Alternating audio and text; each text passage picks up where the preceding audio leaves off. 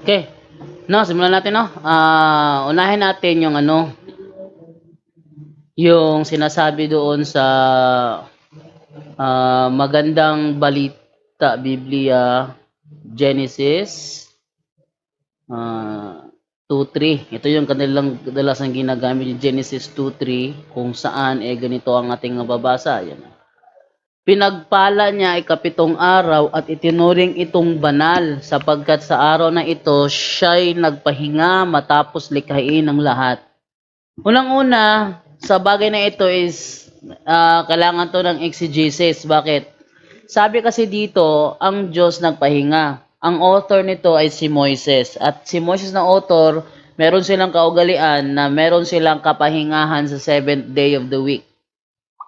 Dahil sila ay inilabas sa Ehipto ayon sa Deuteronomy 5:15 na alalahanin mong alipin ka rin sa Ehipto at mula rooy inilabas kita sa pamamagitan ng aking kapangyarihan.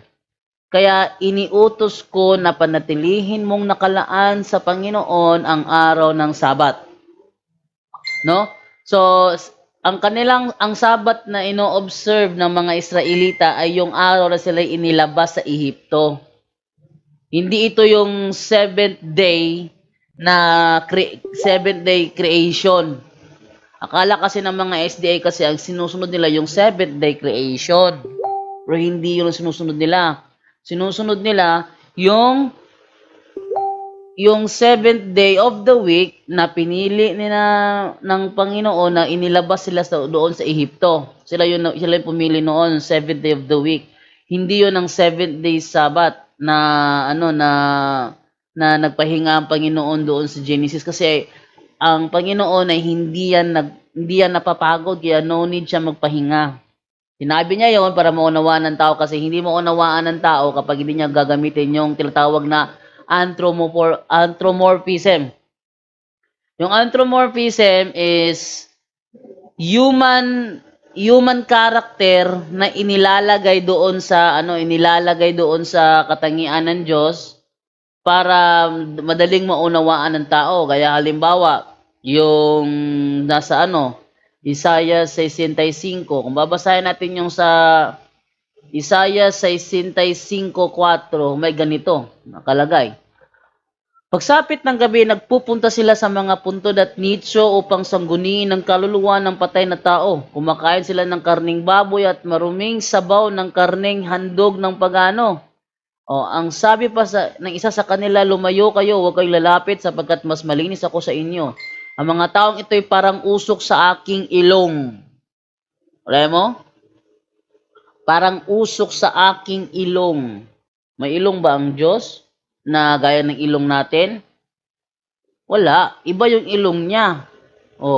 Ito pa yung kakaiba. Sa Bisaya version niyan, ang nakalagay dito, ganito naman. Og muingon, ayaw kog hilabte, og ayaw pagduol ka na ko kay ako balaan. Kini mga tawhana makapasurok sa akong dugo. Yung makapasurok sa akong dugo, ang meaning diyan sa Tagalog parang nagpapagalit sa akin. Nagpapagalit sa akin. Makapasurok sa akong dugo. Tanungin mo yung nanay mo, Bisaya yung nanay mo. Ano yung sa Tagalog yung yung makapasurok ang dugo? Makapasurok ang dugo means nagpapagalit sa kanya. Pero ang Panginoon walang dugo yan. Ang Panginoon walang dugo. Pero sabi dito, ang Diyos may dugo. Ang tawag dyan, anthropomorphism. Doon sa Genesis 2:3, nung sinabi ng Panginoon na siya ay nagpahinga sa ikapitong araw, ang ibig sabihin niyan, natapos niya ang kanyang gawain. Natapos niya yung creation niya sa 6th day. Kaya sa 7th day, binless niya yung kanyang mga ginawa. At hindi inutos yun kina Adan at Eva. Pinapalitaw kasi ng mga SDA na yon ay pinasunod kina Adan at Eva, kina Noe, kina Abraham. Pero ang totoo, wala. Walang ni isa man sa kanila nangilin ng Sabat hanggang sa dumating yung panahon ni Moises.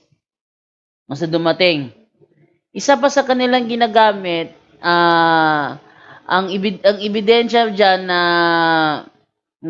ano na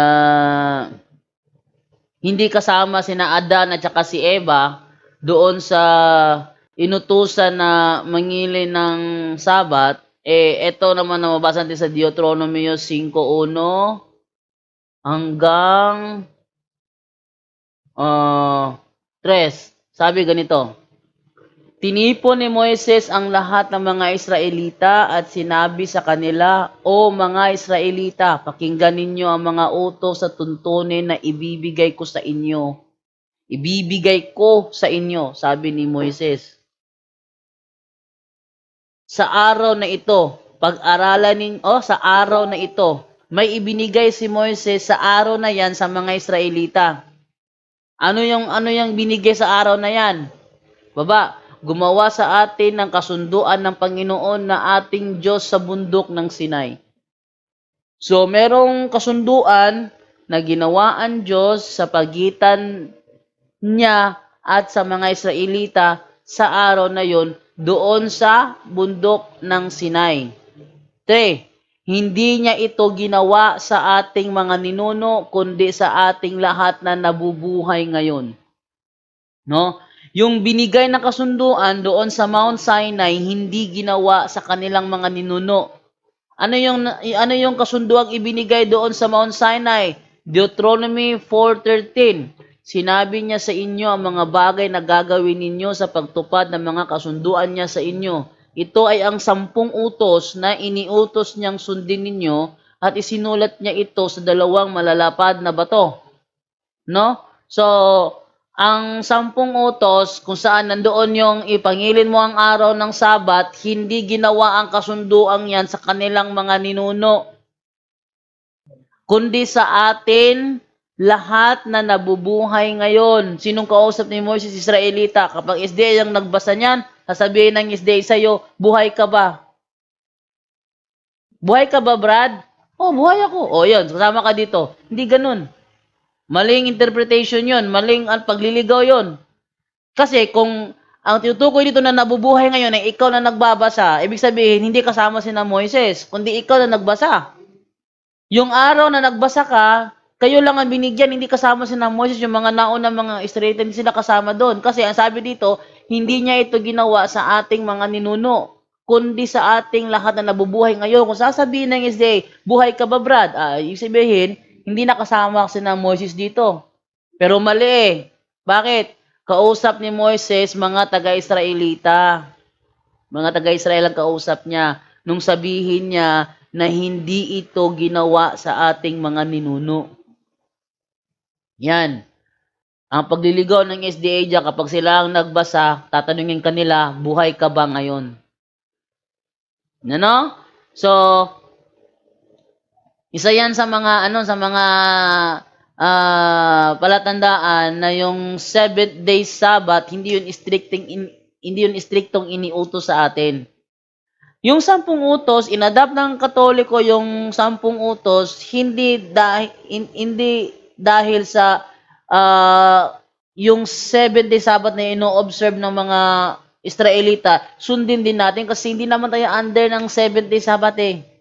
Sino ba inutusan na mangili ng Sabat? Ito, basahin natin sa Exodus 20, verse 2 muna tayo. Ito, hindi ito binabasa ng mga ng mga SDA. Ayaw nilang basahin yung verse 2. Gusto nila diretso sa 8 hanggang 11. Sabi dito, ako ang Panginoon na inyong Diyos, naglalabas sa inyo sa Ehipto kung saan kayo inalipin. Ang kausap dito, ang kausap dito, yung mga inilabas sa Ehipto. Yung mga naalipin na inilabas sa Ehipto, sila yung kausap. Mga Israelita yon. Ha? Hindi kasama doon ang Amerikano. Hindi kasama ang Pilipino. Mga Israelita yung naalipin sa Ehipto. Na siyang inilabas ng Panginoon sa Ehipto. Sila yung kausap. At isa sa mga iniutos sa kanila, alalahanin mo ang araw ng Sabat upang ipangilin. Isa sa mga iniutos doon sa inilabas sa Ehipto ang pag-alala sa Sabat upang kanilang ipangilin. 6 na araw gagawa ka at iyong gagawin ng lahat ng iyong gawain. Ngunit ang ikapitong araw ay Sabat sa Panginoon mong Diyos. Sa araw na yan ay huwag kang gagawa ng anumang gawa. Huwag ka. Sino yung ka? Huwag kang gagawa. Sino yung kausap dyan? Yung inilabas sa Ehipto. Hindi kasama Pilipino.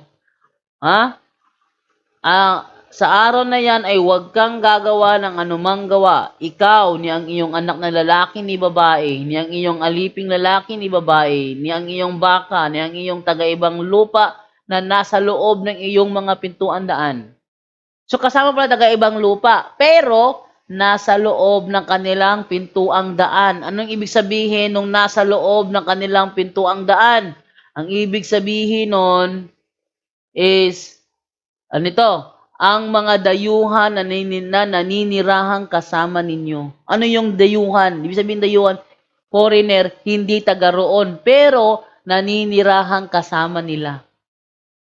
Yung mga OFW, nagtatrabaho sa Israel, kahit siya'y Katoliko, pag sinabi ng amo, Shabbat ngayon, magsha-Shabbat din yung mga Katoliko. Bakit?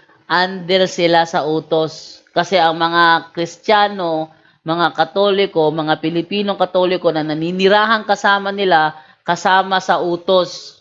Kaya kung gusto ng mga SDA na mangilin ng Sabat para maging legal ang kanilang pangingilin, doon sila manirahan, makisama sa mga Israelita sa Israel para maging valid yung kanilang pagsunod. Pero kung nasa Pilipinas sila, susunod sila, bahala sila sa buhay nila. O, wala tayong magagawa, okay lang yun sa kanila eh. Yun ang kanilang turo. Pero kung sabihin nila na ang Katoliko ay nagkakasala sa Panginoon kasi ang Katoliko sumasamba sa Diyos-Diyosan, sumasamba sa demonyo dahil sa pangingilin ng Sabat ay sa araw ng linggo at hindi sa Sabado, diyan sila nagkakamali.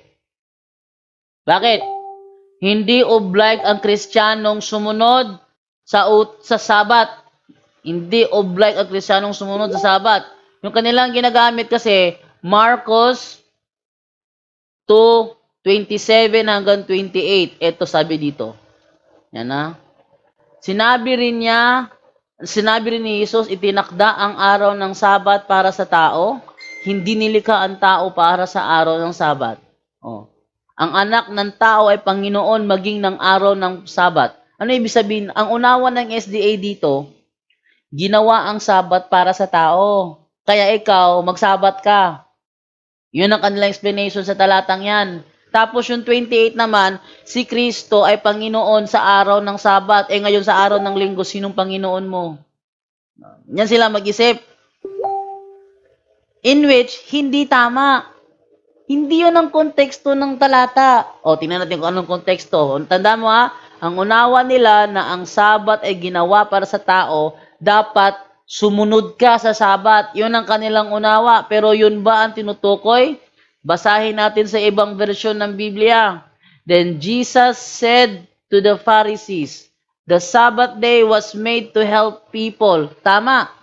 Kasi kapag nagsasabat ang mga tao, nakakapagpahinga sila. Tama 'yon. Sabbath day was made to help people. People were not made to be ruled by the Sabbath. Magkaiba 'yon Ang Sabat binigay sa tao para ang tao makapagpahinga. But ang tao ay hindi dapat under sa Sabat. People were not made, hindi ginawa ang tao para maging under sa Sabat. People were not made to be ruled by the Sabat. Ano nangyari sa SDA ngayon? Yung kasamahan ko sa SDA dati. Araw ng graduation ng kanyang anak. Araw ng graduation ng kanyang anak. A very memorable moment para sa kanyang anak. Nag-graduate na ako, tatay. Alam nyo nung ano nangyari, hindi pinayagan ng tatay na pumaso doon sa kanilang graduation day. Kinuha na lang nila yung diploma pagkatapos ng mga ilang araw na kalipas. Bakit? Kasi yung kanilang graduation day, nagkataon Sabado. Kaya sabi niya, hindi ka pupunta sa school. Kunin na natin yung diploma mo. Kaysa pumunta ka doon, magkasala ka pa sa Sabat. Bakit? Ba't ka magkasala sa Sabat? Under ka ba sa rule ng Sabat? Hindi ka naman under. Ang tao hindi ginawa para maging under ng Sabat. Anong ginawa ng tatay niya? Hindi pumasok yung anak. Kasi Sabat. Bawal daw. Magkakasala daw siya. Saan? Sa Panginoon? Hindi. Ang sinabi ni Kristo, people were not made to be ruled by the Sabbath, pero sila ruled by the Sabbath. Para sa mga SDA, ikaw, SDA ka naman eh, alam ko, naunawaan mo to. Para sa unawa ng SDA, ginawa ang tao to be ruled by the Sabbath. Tama ba ako? Yes po. O, yun. Sa kanilang turo, ang tao ginawa to be ruled by the Sabbath. Pero hindi yan ang sinasabi ng talata. People were not made to be ruled by the Sabbath. Oh. So, ang turo ng SDA, baligtad. Ngayon, sabi nila, sa nila ngayon, dun sa 28, si Kristo ay Panginoon kahit sa araw ng Sabat. Oh, ang sabi nila, ang unawan ng SDA dyan, si Kristo, Panginoon ng Sabat, sa linggo, sinong Panginoon ninyo? Yung ganun sila mag-isip. Pero hindi naman yan ang konteksto ng talata. Oh, sa 28, so the Son of Man is Lord of every day, even the Sabbath. Oh, yan ang ibig sabihin nun. Si Kristo ay Panginoon kahit pa sa araw ng Sabat. Panginoon siya. Kung siya Panginoon, under ba siya? Tanungin kita. Kung si Kristo ba ang Panginoon ng Sabat, under ba siya o hindi? Hindi po. Hindi. Pero sa kanila, under si Kristo. Tama? Yes po. Yes. Oh, yan. So, ang turo sa SDA, baligtad. Ang turo nila, si Kristo kailangang sumunod. Kaya nga sa Lucas 4:16, si Kristo ay nangingilin ng Sabat mula sa kanyang pagkabata. Pero hindi ng konteksto eh. Bakit? Basahin ko yung Galatia 4:4. Anong sabi sa Galatia 4:4? Eto.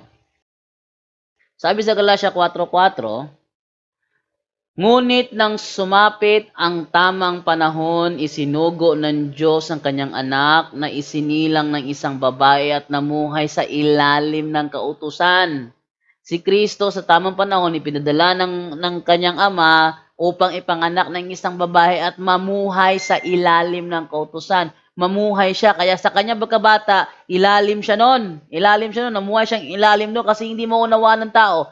Kasi kung sakali, bata siya, hindi siya mangilin ng Sabat, sabi ng mga tao, aba, suwail tong batang to, parusahan to. Di kawawa naman ng bata. No, para hindi siya ma-chismis, ma-intriga, na hindi siya under pala, kasi hindi nila alam eh. Yes, at paningin ng tao, kailangan niya muna magpaka-under, no? Namuhay sa ilalim ng kautusan upang palayain. No? May dahilan pala. Upang palayain ang mga nasa ilalim ng kautusan. Sa gayon, tayo may tuturing na mga anak ng Diyos. Siya ay nagpailalim sa kautusan upang tayo'y palayain. Upang tayo'y palayain. No? Yun ang sa kanila. Upang palayain ng mga nasa ilalim ng kautusan. Kaya si Kristo, nung sa Lucas 4:16, mula sa kanyang pagkabata hanggang sa edad niya ng 30, nakasanayan niya tuwing araw ng Sabat, mapasok sa sinagoga at nagbabasa ng kasulatan. Hindi ibig sabihin under siya, kasi siya ang Panginoon ng Sabat. Yon. Hindi mo unawaan ng mga Israelita yan. Kaya, ang totoo, hindi siya under ng Sabat. Ginawa niya lang yon para hindi ma-chismis yung kanilang pamilya na yung batang yan, suwail, hindi nangingilin ng Sabat. Ayun, yun ang dahilan doon. Para iligtas ang mga nasa ilalim ng kautusan. O, ginawa ba niya yon? Yes, ginawa niya. Tingnan nyo. Tingnan mo ha. Ano ang tingin ng mga SDA sa mga Katolikong sumasamba sa araw ng linggo? Hindi ba sumasamba sa demonyo? Tama ako, hindi? Ano na po yan? Ang unawa ng mga SDA sa mga tao na sumasamba sa araw ng linggo ay sumasamba sa demonyo. Tama ba ako, hindi? Di pa po ako nakadinig ng ganun sa Okay. Hindi ka pa nakadinig. Eto. Opo. Ang kanilang paraan, ganito. Unang Juan teka ha. 4:3 ba yun? Ay, hindi. Yung sinasabi na ang kasalanan ay pagsalangsang sa kautusan. No, ang kasalanan ay pagsalangsang sa kautusan.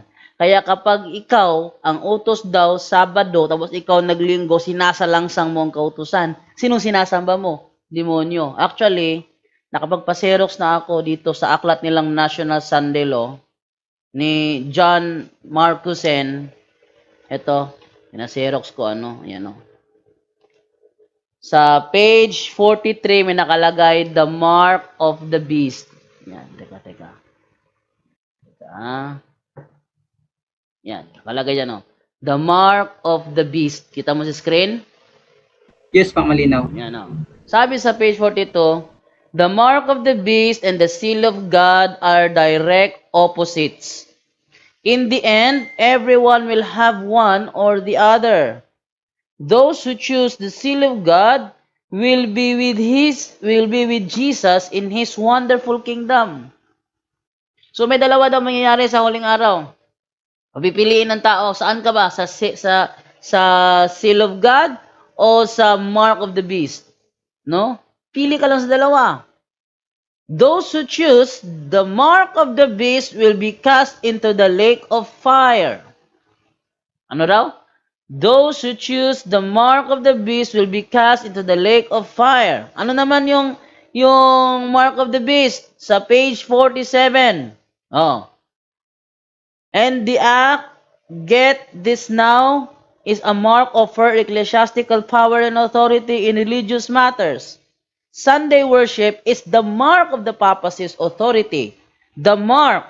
Sunday worship is the mark of the beast. Mayroon ba akong kopya nito sa file ko? Tingnan ko nga yung file ko rito, baka may kopya ako. Ito yung kanilang turo na Sunday worship is the mark of the beast. Teka, baka makapagpakita ako sa screen. A National Sunday Law. Yan. Ito. Ay, wala pala ako. Kala ko meron akong kopya. Wala pala akong kopya dito. Na Sunday worship is the mark of the beast. Wala akong kopya. Dito lang pala. Ayan o.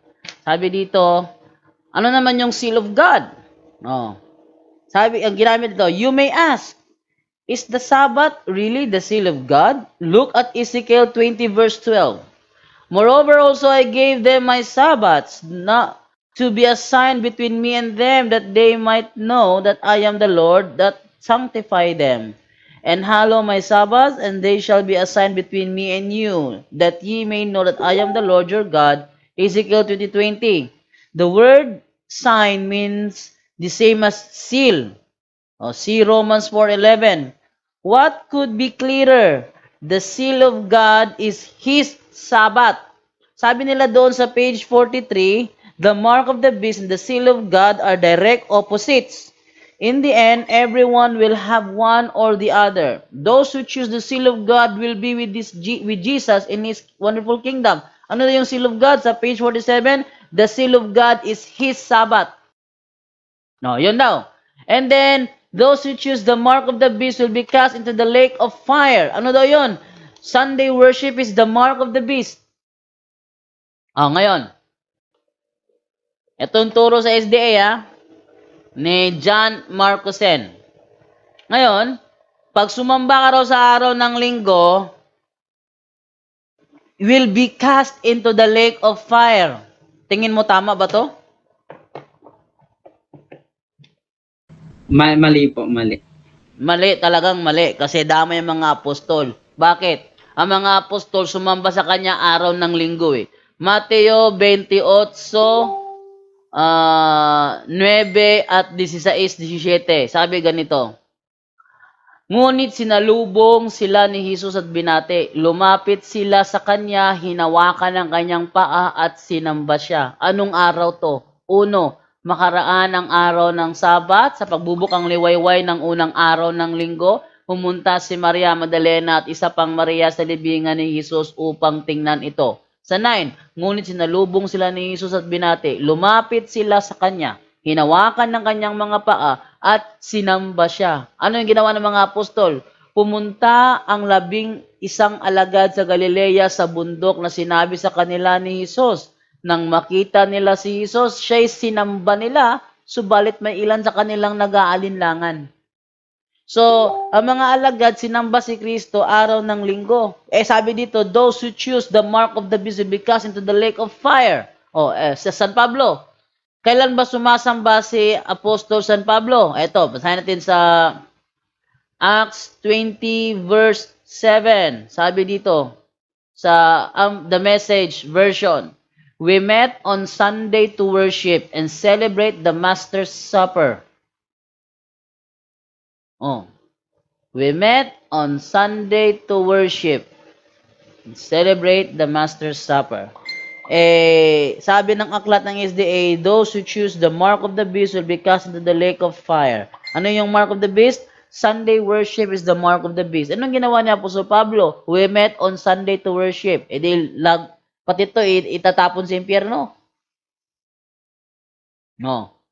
Masyadong fanatiko ang Seventh-day Adventist sa 70 Sabbath para maigiit nila na iwan yung Katoliko at mag-Sabadista na lang sila. Naalala ko lang si John de la Peña dati nung nasa Ozamis pa ako. Sabi ni John de la Peña, alam nyo mga kababayan, yung kanilang mga tagapangaral, nagtuturo sila ng 10 utos, pero ang totoo, 9 lang yung kanilang sinusunod. Bakit? Hindi nila sinusunod yung isang utos kasi kapag sinunod nila yung 10 utos talaga, hindi na tayo magkakagulo-gulo, magiging Sabadista silang gaya natin. Sabi ni John de la Peña yun sa kanyang programa. Magiging Sabadista raw tayo lahat pag sunod yung Sabat.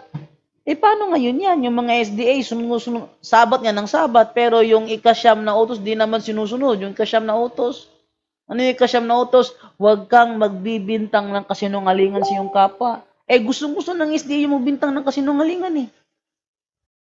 Gustong-gusto ng SDA yun. Bakit? Kaya nga kami nagkagulo-gulo dati kasi sinasabi ko sa kanila, ba't yung ginagawa yan? Masama yan. Sabi naman nila, huwag ka na lang magreklamo, ang mahalaga, mananalo tayo. Hindi nila ilalabas yan sa hindi nila kasamahan. Pag hindi nila kasamahan, mananahimik lang sila. Pero pagkasamahan nila, ibinabanggit nila yan. Nahayaan mo na kung anong strategy gagawin namin. Ang mahalaga, manalo tayo kaysa matalo tayo sa paningin ng tao. In which, hindi magandang strategy. No? So, ano pa? Tuloy natin yung ating mababasa. May ginamit sila dito, Ezekiel 20 verse 12 and 20. Basahin natin yung Ezekiel 20 verse 12 and 20. Ito, may panlulokong ginawa ang SDA dito. Hindi mo namamalayan ito. May panlulokong ginagawa ang SDA dito sa Ezekiel 20 verse 12 at 20. Ito sabi. Ibinigay ko rin sa kanila ang mga tuntunin para sa araw ng Sabat. Saan dating Biblia tayo? Yan. Bukod dito'y ibinigay ko rin naman sa kanila ang aking mga Sabat upang maging tanda sa akin at sa kanila, upang kanilang makilala na ako ang Panginoon na nagpapaging banal sa kanila. So, sabi dito, yan yung seal, tanda sa akin at sa kanila. Sinong kanila? Mga alagad niya. Ikaw, alagad ka ba? Ano sasagot mo? Alagad ako. Di anong tanda sa kanya at sa kanyang alagad gaya mo? Sabat. Nagsasabat ka ba? Hindi. Linggo sa amin eh. Hindi. Wala siyang tanda sa'yo. Hindi kanya alagad. Ganyan sila pag nangloko. Ganyan ang SDA pag nanloko. Ngayon, ano pa? Maliban sa 12, ano yung isa? 20. At inyong ipangili ng aking mga sabat at mga magiging tanda sa akin at sa inyo upang inyong maalaman na ako ang Panginoon ninyong Diyos. Sasabihin ng SDA dito, tanda sa akin at sa inyo. Sino kausap niya? Tao, hindi hayop. tanong, tao ka ba o hayop? Pag sinabi mong tao ka, ay tanda to sa iyo kung susundin mo. Pero kung hindi, ay mas mabuting naging hayop ka na lang. Ganyan sila magturo. Matinding pagliligaw yan. Bakit? Sino ba yung kanila? Sino ba yung inyo? O, basahin natin sa Tagalog. Sino ba yung kanya? Sino ba yung inyo? Simulan natin sa 9. Kasi yung kanilang binasa, Ezekiel 20:12. Tapos, laktaw sa 20. Panluloko yon. Eto, simulan din sa 9. Anong sinasabi sa 9? Ngunit hindi ko ito ginawa dahil ayaw kong malagay sa kahihiyan ang pangalan ko sa mga bansa. Sa palibot na nakaalam na inilabas ko ang mga Israelita sa Ehipto. Ang subject dito, yung may inilabas siya sa Ehipto upang hindi mapahiya ang kanyang pangalan. Kasi ito mga Israelita na sa kanya na sumasamba, pag natalo Israelita, ay wala yung Diyos mo, mahina yan, mahina. So para hindi mapahiya ang Panginoon sa ibang bansa, inilabas niya ang mga Israelita sa Ehipto. Kaya pinalaya ko sila sa Ehipto at dinala sa ilang. Ano pa? At dooy ibinigay ko sa kanila. Sinong kanila? Yung mga Israelitang dinala sa ilang. Ibinigay ko sa kanila ang mga utos at mga tuntunin ko na dapat nilang sundin para mabuhay sila. Ipinatupad ko rin sa kanila ang araw ng Sabat bilang tanda ng aming kasunduan. Kasama Pinoy? Hindi po. Hindi kasama ang Pinoy. Ba't pinasasama yung Pinoy? See?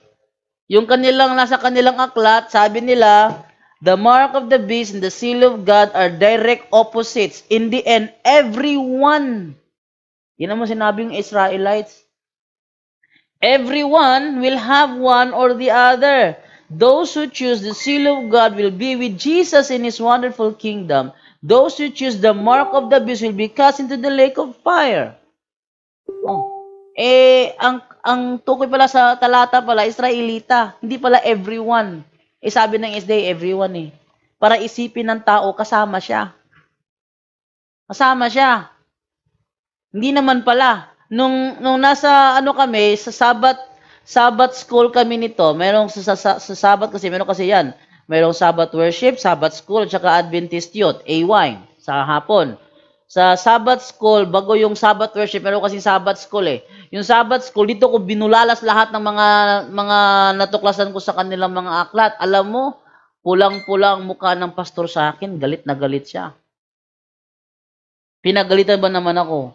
Sabi naman sa akin, yan ang napapala mo, kakapunta mo sa mga CFD, nasira na yung utak mo. Ano nasira utak ko? Nauunawaan ko yung binabasa ko. Kasiraan ba sa utak yun? Hindi lang nila ma-deny yung mga tanong ko, mga explanation ko, mga rebats ko. Hindi lang nila ma-deny, kaya galit na galit sa akin yung pastor, pati yung makasamahan ko. Ano ka ba? Jando, kinakalaban mo na yung ating pastor ah. Ito yung gusto ko, paliwanag yan na mabuti ito. Nagkagulo-gulo kami. Naturingan akong black sheep doon sa aming congregation dahil sa ito. Ngayon, ang inutusan pala, ang tutukoy pala na sa Ezekiel 20:12 na ito'y tanda ng aming kasunduan ay yung Panginoon at saka yung Israelitang kanyang inilabas sa Ehipto. Tuloy natin. Pagbabasa para makita natin kung everyone ba talaga. Dito sa 12 na booking na, hindi pala everyone. Israelita lang pala. Next, 13. Pero nagrebelde pa rin sila sa akin doon sa ilang. Hindi nila sinunod ang mga utos ko at mga tuntunin. Na kung susundin rin nila ay mabubuhay sila at nilapastangan nila ang araw ng Sabat na ipinatutupad ko sa kanila. Kaya sinabi kong ibubuhos ko sa kanila ang galit ko at lilipulin ko sila sa ilang. Ngunit hindi ko ito ginawa dahil ayaw kong malagay sa kahihiyan ng pangalan ko sa mga bansa sa palibot na nakaalam na inilabas ko ang mga Israelita sa Ehipto. Pero isinumpa ko sa kanila roon sa ilang na hindi ko sila dadalhin sa lupaeng ibinigay ko sa kanila. ang maganda at masaganang lupain, ang lupaing pinakamaganda sa lahat. Dahil hindi nila sinunod ang mga utos ko't mga tuntunin at nilapastangan nila ang araw ng Sabat na ipinatutupad ko sa kanila. Higit nilang pinahalagahan ang pagsamba sa mga Diyos-Diyosan nila. Ngunit sa kabila ng ginawa nila, kinaawaan ko sila at hindi nilipol doon sa ilang. Sinabihan ko ang mga anak nila roon sa ilang, huwag ninyong tutularan ang mga tuntunin at pag-uugali ng inyong mga magulang at huwag ninyong dudungisan ang sarili ninyo sa pamamagitan ng pagsamba sa mga Diyos-Diyosan. Ako ang Panginoon na inyong Diyos. Sundin ninyong mabuti ang mga utos ko't mga tuntunin. Pahalagahan ninyo ang araw ng Sabat dahil tanda ito na kasunduan natin at nagpapaalala sa inyong ako ang Panginoon na inyong Diyos. Sinong kausap dito? Yung mga may magulang. Huwag ninyong tularan ang mga tuntunin at pag-uugali ng inyong mga magulang. At huwag ninyong dudungisan ang sarili ninyo sa pamamagitan ng pagsamba sa mga Diyos-Diyosan. Ang kausap pala dito, yung mga anak ng mga Israelita. Anak ng mga Israelita ang kausap. Pag nagbasa ang SDA, sa Ezekiel 20, 12 at 20, ipinalilitaw nila na pati ikaw kasali sa sinasabihan. Mali yun. Pagliligaw yun. Ha?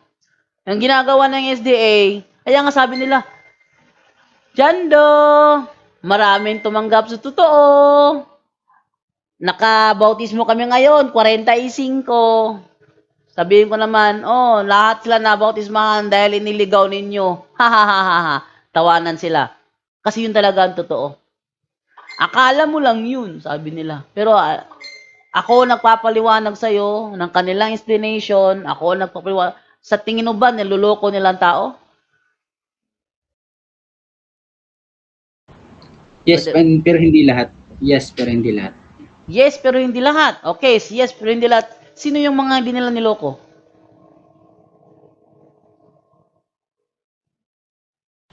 Wala po akong mabigay na pangalan, pero Ito masasabi ko.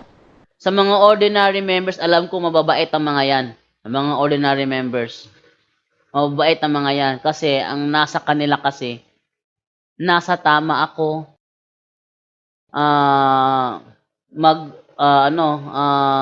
Pagsisilbihan ko ang Panginoon dahil nasa tama ako. Yun ang nasa isip ng mga ordinary membro. Pero yung mga tagapagturo, lahat sila alam may mali sa kanilang turo. Ano ginagawa nila? Nagkukumpun-kumpun ng mga yan. Paano kung tanungin tayo sa bagay na ito, ano ang ating isasagot? Kaya yung isang kasamahan niya, gagawa yun ng explanation na ganito, ganiri. Kung nagustuhan nila ang explanation niya, sige, yan ang gagawin natin. Pero mali yung style na yun. Gaya nung halimbawa, ang inutusan tao, kung tao ka, dapat kasali ka. Hindi ka naman hayop, unggoy ka ba? Mali yun. Pilosopo yun. Pero inadapt nila dahil makakapagpili yung tao Tao inutusan, tao ako. Yun pala. Bakit pag binasa natin yung Exodo 25:18? Ito. Basahin ko ha. Exodo 25:18. Inutusan si Moises, magpagawa ka rin ng 2 gintong kerubin. Ilalagay ito sa 2 dulo ng takip ng kahon. Ano yan sa English? Ano yung pinagagawa kay Moises ayon sa English?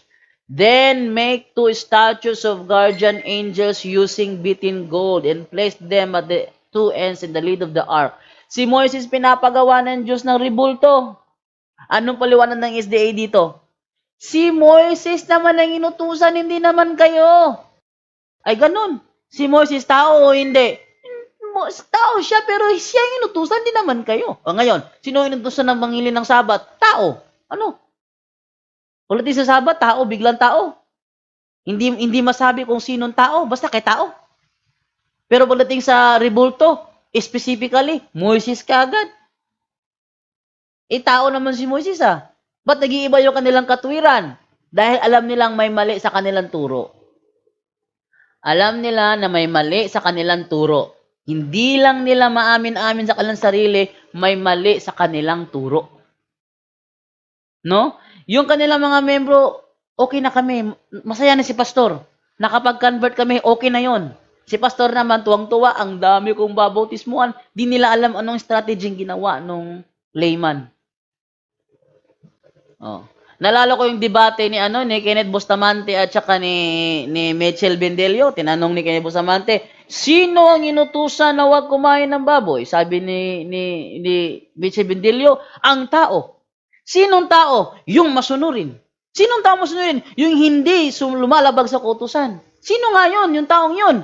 Yung hindi gaya mo na sinungaling. Yung hindi gaya mo na marumi. Oh, yun ba ang tamang sagot sa tanong? Ba't hindi masabi ni Mitchell Bendelio direktamente na Israelita ang inutusan? Ba't hindi niya masabi? Kasi alam niya ang follow-up, Israelita ka ba? Anong ginawa ni Mitchell Bendelio? Ang tawag doon, panluloko. Wala akong pakialam. Kung isipin man ng mga taong ito na nanluloko ako, ang mahalaga sa akin, ayun na lang sasabihin.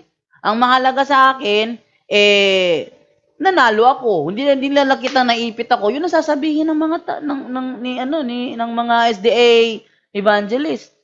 Bakit? Dahil ang mahalaga sa kanila, ipakita na hindi ipit. Kahit na ipit na, ay nila ipakitang naiipit sila. Oh. Yan ang mga strategy ng Seventh-day Adventist. Tuloy pa natin yung ating pag-aaral tungkol sa Seventh-day Sabbath. Ito. Sabi dito sa Malakias 4:4. Mas maganda, basahin natin 'to. Malakias 4:4, ganito. Alalahanin ninyo ang mga itinuro ni Moises, ang mga tuntunin at kautusang ibinigay ko sa kanya sa bundok ng Sinai upang sundin ng bansang Israel. Yung kautusan ni Moises, ibinigay sa Horeb o sa Sinai upang sundin ng bansang Israel. Ano yun? Ano yun? 10 utos. Andun yung Sabat. Para saan yun? Para sundin ng bansang Israel. Inadapt ng Katolisismo. Ang tanong, nang inadapt ng Katolisismo, wag kang mangingili ng ibang Diyos sa harap ko, tama yun. Gagawa kami nun. Huwag kang magkakaroon ng Diyos-Diyosan sa harap mo. Tama yun. Wala kami Diyos-Diyosan mga Katoliko. Kung meron pa, hindi ako lilipat dito. Bakit? Binabanatan ko ang Katoliko dati dahil akala ko may Diyos-Diyusan. Kung napanood mo yung bangayan namin dalawa ni Archie Añedes, kahit na anong ko sa kanya, sirado isip niya, bakit ayaw niya kasing makita ng karamihan, talo siya. Lugi naman talaga siya. Kung hindi open-minded ang tao, di niya matatanggap ang totoo Ang Katoliko, wala siyang Diyos-Diyusan, pero ibang topic naman yan. Next Saturday naman yan, ano? Ang Katoliko, walang Diyos-Diyusan. Akala nila meron, pero wala. Yun ang sabi ni Carlo Aquino. Next naman tayo. Huwag mong gagamitin ang pangalan ng Panginoong Diyos sa walang kabuluhan. Inadapt yun ng Katoliko. Tama-tama yun Pangapat, ipangilin mo ang araw ng alalahanin mo ang araw ng Sabat at ipangilin. Alalahanin mo ang araw ng Sabat. Paano ngayon yan? Hindi kasama ang ibang bansa sa pangingili ng Sabat kasi ang pangingili ng Sabat, exclusive yan sa inilabas sa Ehipto. Exclusive yan sa inilabas sa Ehipto. Ba tayo susunod? Ano ba yung sa atin sa Katoliko? Ano ba sa atin sa Katoliko? Yung Lord's Day. Kaya nga sabi ni Bishop Ignatius of Antioch, the third Bishop of Antioch, sabi niya, Christians was no longer observing the Sabbath, but living in the accordance of the Lord's Day. Ito, makita natin yung sinabi ni Bishop Ignatius of Antioch, the third Bishop of the Church of God in Antioch. Anong sabi niya? Ito sabi niya, Yan. Sabi niya, sa kanyang liham sa mga Kristiyano sa Magnesia, sabi niya, sa chapter 9, if therefore those who were brought up in the ancient order of things have come to the possession of a new hope, no longer observing the Sabbath, but living in the observance of the Lord's day. Kailan to sinulat? Taong 110. Anong ipinapaniwala ng mga SDA sa mga tao? Sabbath keeper ang mga Kristiyano bago dumating si Constantino. Yon ang ipinapaniwala ng mga tao, ng mga Sabadista, ng mga Seventh-day Adventist sa mga tao na ang Sunday is nagsimula lang yan kay Constantino. Before Constantino, lahat ng Christian Sabbath keeper, kasinungalingan yun. Bakit? Noong taong 110 AD, ang mga Kristiyano have no longer observing the Sabbath. Kung naunawa natin yung terminong have no longer. But living in the observance of the Lord's day. Tama ba to? Living in the observance of the Lord's day? Tama yan. Patunayan ko yung tama yan. Aklat mismo ng SDA, ang gagamitin ko. Yung aklat ni Mark Finley na Almost Forgotten Day. Anong sabi ni Mark Finley? Ito, Almost Forgotten Day. Yan, sa page 18. Ito, sabi ni Mark Finley, John suggests that there was a special day the disciples worship on during the first century. It was called the Lord's Day. No. Maliwanag yan, ha?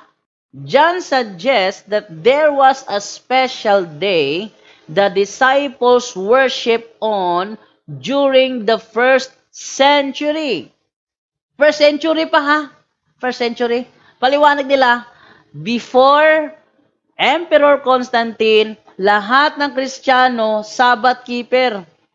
Kasi ang paliwanag nila sa Lord's Day is seventh day Sabbath.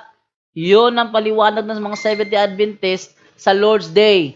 Lord's Day is referring to the seventh day Sabbath. Kaya nila nasabi na John suggests that there was a special day the disciples worship on during the first century. It was called the Lord's Day. Yun ang kanilang unawa doon. Ngayon, itong Lord's Day ba? Ito ba yung Sabbath? Hindi. Sabi nga ni Ignatius of Antioch, Christians have no longer observing the Sabbath. Hindi na lang sa Sabbath, but living in the accordance of the Lord's Day. Hindi magkaiba. Ang Kristiyanos, hindi na nagsasabat, pero namumuhay according to the Lord's Day.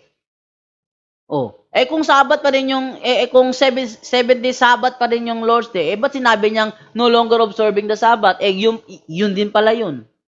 Di ba?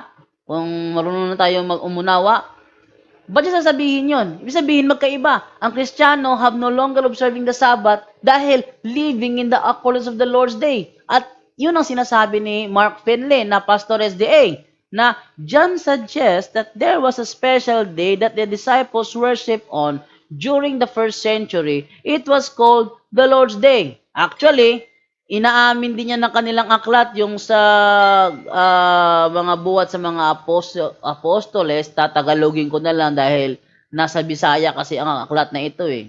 Tatagalogin ko na lang, Ito. Sa page 495. Araw yon ng Sabat kung saan ang Panginoon ay nagpakita sa kanyang apostol na si Juan. Araw yon ng Sabat, araw yon ng Sabat. Ang araw ng Sabat ay pinapangilin ni Juan doon sa Patmos. Maliwanag to, Sabat sa kanila. Sabat. Ano yung talatang ginamit? Revelation chapter 1 verse 10. Yan, Revelation chapter 1 verse 10. Araw daw ng Sabat yan. Diyan ako sa Espiritu sa araw ng Panginoon. Yung Lord's Day sa Revelation 1:10, ang unawa ng mga SDA dito, yan ay Sabat, seventh day Sabat. Kaya meron silang ginawa na isang Bible translation na The Clear Word. Itong Biblia na The Clear Word, gawa ito ng SDA. Ito ay version na ginawa ng SDA. Kaya sa kanilang, asan yung The Clear Word? Hanapin ko The Clear Word, ha? The clear word. So, ito. Yan. Yan o. The clear word ni Jack J. Blanco. Si Jack J. Blanco, Seventh-day Adventist evangelist ito. Nung gumawa si Jack Blanco ng Bibliang The Clear Word, ang ginawa niya sa Revelation 1:10, ganito. On the Sabbath of the Lord, I went to the island's rocky shore to worship. Oh. Dahil gusto nila ipalitaw na yung Lord's Day sa Revelation 1:10 is referring to the seventh day Sabbath. Kaya ginawa niya on the Sabbath of the Lord. Wala namang problema yun eh. Kaya yung Sunday naman was Christian Sabbath. Pero sa kanila kasi seventh day Sabbath. No, ngayon, ayan ha. On the Sabbath of the Lord, I went to the island's rocky shore to worship. Dahil akala nila, nung sinabing John suggests that there was a special day the disciples worship on, during the first century, it was called the Lord's Day. Akala nila, yun ay referring to the seventh-day Sabbath na Saturday, which is not. Bakit? Eto, basa ako ng encyclopedia. Oh, yan oh. Pag sila gumawa ng ebidensya, naku, napakadelikado, maliligaw ka talaga. Buti na lang, hindi ka panipaniwala yung kanilang mga, Ito sabi sa The Americana Encyclopedia. In the early church, the term that gradually gained widest acceptance was the Lord's Day, an expression used in the New Testament, Revelation chapter 1, verse 10. Its Latin form, Dies Dominica, survives in modern French, Dimanche, Spanish, Domingo. Sa Bisaya at saka sa Espanyol, yung terminong Domingo, linggo yun. Hindi yun Sabado. Linggo. Pag sinabing Domingo, linggo. Ano daw sa Spanish yung Lord's Day sa Revelation chapter 1 verse 10? Domingo. O, tingnan natin yung Biblia mismo. Silipin sa Biblia mismo ha. Bibliang Spanish ang babasahin ko. Itong Traducción en Lenguaje Actual sa Revelation Apokalipsis 1:10, ganito ang ating mababasa. Ayan. Pero on Domingo quede bajo el poder del Espíritu Santo. Entonces escuché detrás de mí una voz muy fuerte que sonaba como una trompeta. Pero on Domingo, tama ang encyclopedia. Actually, walang Bible translation na ang Revelation 1:10 sa Spanish ang inilagay Sabado. Wala. Domingo or Sunday or Lord's Day. Domingo, Sunday, or Lord's Day. Yan ang nakasulat sa Revelation chapter 1 verse 10. Sabi ni Mark Finley, John suggests that there was a special day the disciples worshiped on during the first century. It was called the Lord's Day. Sabi ni Ignatius of Antioch, Christians have no longer observing the Sabbath but living in the accordance with the Lord's Day. So, hindi yun ang Sabbath. Ngayon, yung kanilang ipinapaniwala sa mga tao na before Emperor Constantine, ang mga Christians was Sabbath keepers, kasinungalingan yun. Kasinungalingan lahat yun. Ha? Yun ang kanilang ipinapalitaw. Sabi nila ngayon, yung mga apostol nasa sinagoga sa araw ng Sabado. Nakaupo. Nakikipagtalakayan. Gagawin ba nila yon sa kung hindi pa sila sumasamba? Mali na naman. Bakit? Ito. Ayon kasi sa Acts chapter 13 verse 43 to 44, ganito ating mababasa. Yan. 43. Sabi ganito. And after the people had left the meeting, Paul and Barnabas were followed by many Jews and by many Gentiles who had been converted to Judaism. The apostles spoke to them and encouraged them to keep on living on the grace of God. Ang nasa sinagoga, ang sumasamba sa sinagoga, Judaism. Hindi yan matanggap ng SDA kasi akala nila wala nang sinagoga ngayon. Majority of the Seventh-day Adventists naniniwalang wala nang sinagoga ngayon. Mali, may sinagoga pa rin hanggang ngayon. Kaya i-search mo pa dun sa Google mo, may sinagoga pa rin hanggang ngayon.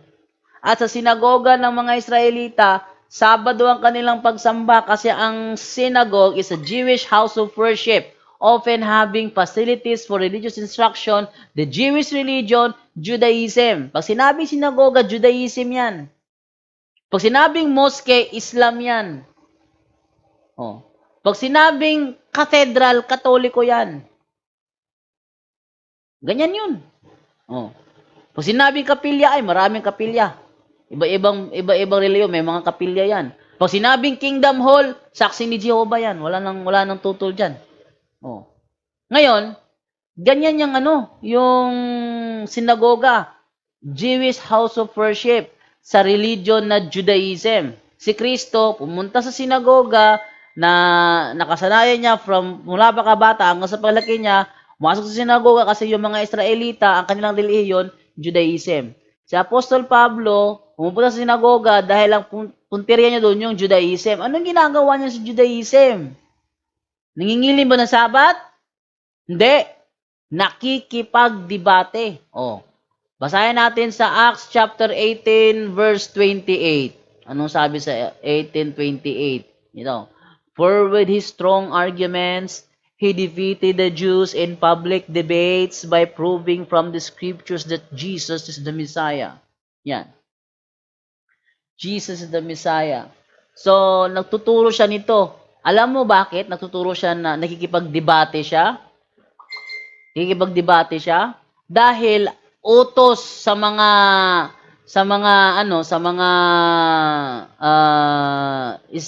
sinagoga na tatanggalin yung mga nagtuturong si Kristo ay si Jesus ay Kristo o si Jesus ay the Messiah.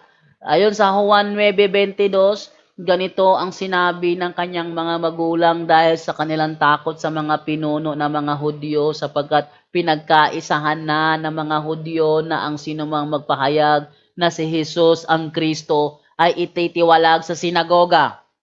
Tapos si San Pablo nagtuturo na si Jesus ang Kristo. Pag nagturo ka na si Jesus ang Kristo, tiwala ka sa sinagoga. Tanong, membro ka pa ba o hindi na?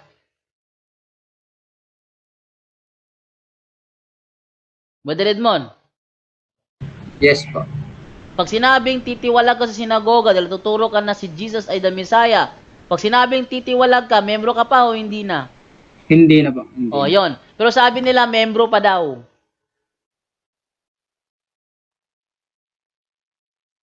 Yan. Pinapaniwala ng mga SDA ang mga tao, ang mga Katoliko na ang mga Apostol Pablo daw ay pumunta sa sinagoga para mag-worship. Actually, meron silang ginagamit dyan na version ng Biblia, Contemporary English Version, kung saan si Apostol Pablo ay nag-worship daw. Kung nag-worship siya doon, hindi pwede mangyari maling salin yun yung sa talatang yun na nalagyan ng worship. Bakit? Kasi mula noon hanggang ngayon, punta ka sa Israel, punta ka sinagoga, once na magturo ka na si Jesus ay Messiah, sisipain ka palabas. Siguro, hindi nga natin alam, baka pagbatuhanan ka pa dun eh. Papatayin ka sa stone, baka mas stone to death ka pa. Bakit? Hindi nila tanggap sa sinagoga mula noong panahon ni Kristo hanggang ngayon sa panahon natin ngayon sa sinagoga na si Jesus ay the Messiah. Hindi nila tanggap yun. No? Kaya, yung sinasabi na si San Pablo daw, nag-worship daw kasama ng mga Israelita, gamit nila Contemporary English Version, na nag-worship daw si Apostol Pablo, salungat yun sa reality. Paano siya magsisimba sa simbahang hindi naman siya miyembro? Tiniwalag na nga siya. Actually, yung mga inggitero doon, nagtawag ng mga barumbado para ipabugbog si Apostol Pablo. Di nila tanggap, nagkikipagdebate si Apostol Pablo sa kanila, sabi nila na sumasamba. Mali yun. Maling yun. Yung Judaism, ano yung Judaism? Yun ay one of the major non-Christian religion. Kaya nga sinabi ni Apostol Pablo, iniwan niya ang Judaism. O yan o.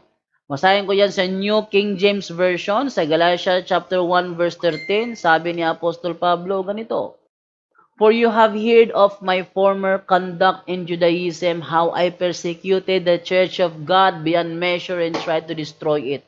So nung si San Pablo ay nasa Judaism pa, ang ginawa niya, pinipersecute niya ang Church of God beyond measure. Tindi nun. Ha? Magkalaban pala ang Judaism at ang Kristyanismo. Magkalaban pala sila. Tapos, si San Pablo, sasamba sa Judaism. Napakalaking kasinungalingan nun. Magkalaban ang Judaism mo at ang Iglesia ng Diyos. Magkalaban sila. Tapos sasabihin nila, ano nangyari kay Pablo? Dahil iniwan niya yung Judaism. Naging Kristiyano si Apostol Pablo. Naging Kristiyano siya. Iniwan niya yung Judaism, naging Kristiyano siya. Yung SDA, ano ba yung SDA? Sila ay Protestant Christian Denomination. Hindi sila Judaism. Tapos sabi nila sila daw yung sinasabi nila na sila daw yung ano tawag doon, remnant o yung natira. Anong natira? Tawa ako doon, natira, remnant daw SDA. Hindi, tinanong ko nga sila dati, tayo ang remnant? O tayo ang remnant? Meron ba tayong ebidensyang may pakita na may connection ng Seventh-day Adventist sa Judaism to say that we are the remnant of Judaism? Wala. Ba't sinasabi natin remnant tayo? Wala na ba? Remnant tayo dahil sinusunod natin yung utos. Sunod lang sa utos, remnant ka. Hindi pwede yun. Pag sinabi mong remnant ka natira, halimbawa, yung bigas mo, nalaglag mo sa sahig, ayun, natapon. Kinuha mo yung mga bigas mo, nilagay mo sa lalagyan. Yung mga natira doon, remnant yun. Hindi pwede na ang remnant ng bigas, bato. Hindi pwede yung ganun. Na ang remnant ng bigas na natapon mo ay bato. Yung remnant niya, bigas pa rin, natira doon, hindi mo na pulot, hindi mo na nailigpit. Yun ang remnant. Lagi. Ito. Yun ang remnant, yung natira. Hindi pwede na ang remnant ng bigas, bato. Kaya kung ang sinasabi ng SDA na sila ang remnant, ba't sila Kristiyano? Yun ang problema doon. Kaya, ang 7th-day Sabbath, strictly ang inutos doon sa mga Israelita at sa mga foreigner na nakatila sa kanilang bansa. Sabi nga ni Moses sa Deuteronomy chapter 4, verse 2, sabi ni Moises, "Huwag ninyo itong daragdagan ni babawasan. Sundin ninyo ang mga utos na ibinigay sa inyo ng ating Panginoon." No, sabi niya, huwag dagdagan at huwag babawasan. Ang sinabi sa Exodo 20, versikulo 10, ang inutusan, yung mga Israelita, yung kanilang mga anak, yung kanilang mga alipin, at yung mga taga-ibang bansa na naninirahang kasama nila. Ayun. Sino yung inutusan? Ikaw, Pilipino ka, puta ka Israelita, under ka sa utos. Mangiling ka ng sabat doon. Under ka sa utos. Bakit? Taga-ibang bansa ka, taga-Pilipinas ka, nandoon ka, ang tawag sa'yo dayuhan. Hindi ka tatawaging dayuhan kung nasa Pilipinas ka lang. Ang unawa ng SDA, pag sinabing dayuhan, lahat na hindi taga-Israelita, dayuhan. Hindi. Magiging dayuhan ka lang pag dumayo ka doon sa Israel. Pag hindi ka dumayo, nasa Pilipinas ka lang mula pa kabata hanggang sa pagtanda mo, hindi ka matatawag na dayuhan. Yon ang mali sa kanilang unawa. No? Ang inutusan ng Sabbath, 7th-day Sabbath, yung inilabas sa Ehipto, kanilang mga anak, kanilang mga alipin, kanilang mga hayop, at ang kanilang mga taga-ibang bansang naninirahang kasama nila.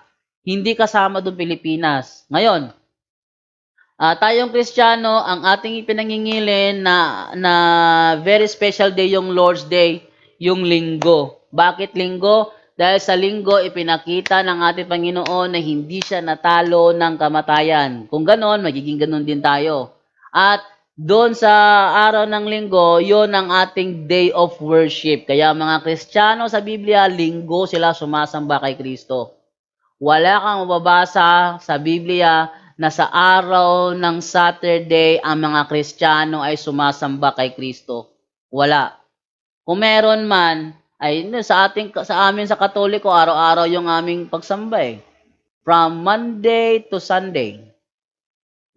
Ano yung sinasabi nila na sa langit daw meron daw Sabat, mali namang unawa yun.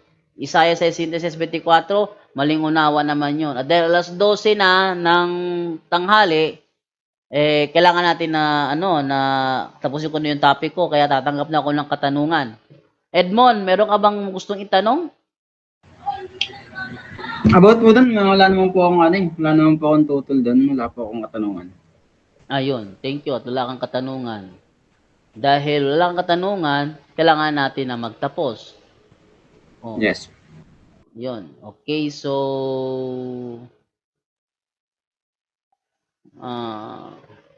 next naman na Saturday, ay topic naman natin yung anong araw ba ngayon? Saturday? Friday po. Friday, okay. Next week, itatopic naman natin yung tungkol sa pagkain. Kumakain ka ba ng lechon? Hindi na. Kumakain po ako ng Ano naman po kasi, di naman po kasi talaga ako naniwala na bawal kumain ng Nabasa ko rin po na wala nang yung pinagbabawal na pagkain. Okay. So, alin yung mga ibang tutol mo sa Katoliko? Yun ang talakayan natin. Ano lang. Kasi wala naman po akong tutol na ang Katoliko ay tayo ng ating Panginoon. Ang ko lang po is parang feeling ko po kasi medyo lumagpas po kayo sa lumagpas po yung Katoliko sa utos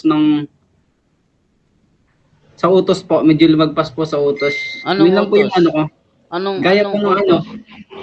Gaya po nung paggawa ng Diyos-Diyosan, halos po lahat ng ginawa na po ng Diyos-Diyosan, ganun po.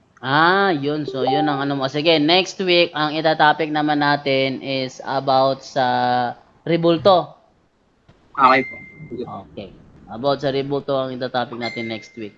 Okay, so, kailangan ko nang tapusin to, yung ating, yung ating Bible study. So, eto na. Anyone can claim the statement of the Bible because we can do a private interpretation. Kining ako mga kaigsunan nga gipabarog nga usa ka haligi nganong matuod ang simbahan tungod kay gitukod ni Kristo. Dili tungod sa pagkamabasa, dili tungod sa karakter, dili tungod sa ngan, usara ang haligi nga kung ipabarog, nganong nahimong tinuod ang simbahang Katoliko, way laing rason, tinukod sa atong Ginoong Hesus-Kristo.